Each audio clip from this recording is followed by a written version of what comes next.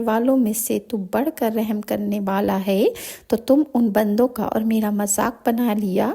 یہاں تک کہ ان سے ضد نے تمہیں یہ بھی بھلا دیا کہ میں بھی کوئی ہوں، اور تم ان پر ہنستے رہے۔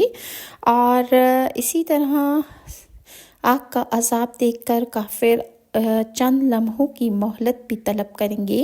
تاکہ ایمان لے آئیں، لیکن ان کی وہ درخواست بھی اللہ کے ہاں رد کر دی جائے گی۔ اس کے بارے میں سورہ ابراہیم کی آیت نمبر 44 میں اللہ تعالیٰ کا ارشاد ہے، اے محمد کافروں کو اس دن سے ڈراؤ جب عذاب انہیں آ لے گا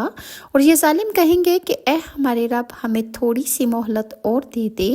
ہم تیری دعوت قبول کر لیں گے اور رسولوں کی پیروی کریں گے، مگر انہیں صاف صاف جواب دے دیا جائے گا، کیا تم وہی لوگ نہیں ہو جو اس سے پہلے قسمیں کھا کھا کر کہتے تھے کہ ہم پر تو کبھی سوال آنا ہی نہیں ہے۔ جہنم کے کنارے کھڑے کافروں کی آرزو، کاش ایک دفعہ دنیا میں ہم دوبارہ بھیج دیے جائیں۔ اس کے بارے میں سورہ انعام کی آیت نمبر 27 میں اللہ تعالیٰ کا ارشاد ہے،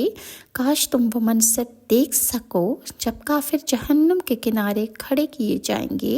اور وہ کہیں گے کہ کاش کوئی صورت ایسی ہو کہ ہم دنیا میں پھر واپس بھیج دیے جائیں اور اپنے رب کی نشانیوں کو نہ جھٹلائیں اور ایمان لانے والوں میں شامل ہو جائیں۔ اور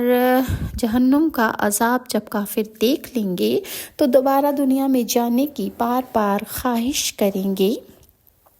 اس کے بارے میں سورہ شورا کی آیت نمبر 44 تا 45 میں ارشاد خداوندی ہے، تم دیکھو گے جب ظالم لوگ اپنے سامنے عذاب کو پا لیں گے تو کہیں گے کہ اب دنیا میں واپس پلٹنے کی کوئی سبیل یا راستہ ہے، اور تم دیکھو گے کہ جب یہ لوگ جہنم کے سامنے لا جائیں گے تو ذلت کے مارے جھکے جا رہے ہوں گے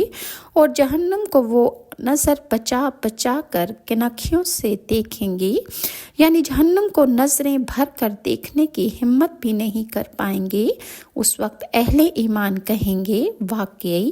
وہ لوگ خسارے میں رہے جنہوں نے آج قیامت کے روز اپنے آپ کو اور اپنے اہل و عیال کو خسارے میں ڈال دیا۔ خبردار رہو، ظالم لوگ مستقل عذاب میں مبتلا رہیں گے۔ عذاب علیم میں مبتلا مجرموں کی درخواست، اے ہمارے رب ایک دفعہ عذاب ہٹا لے، ہم تجھ پر ایمان لاتے ہیں۔ اس کے بارے میں سورہ دخان کی آیت نمبر 12 تا 16 میں اللہ کا ارشاد ہے، اے ہمارے پروردگار ہم سے عذاب دور فرما دے، ہم تجھ پر ایمان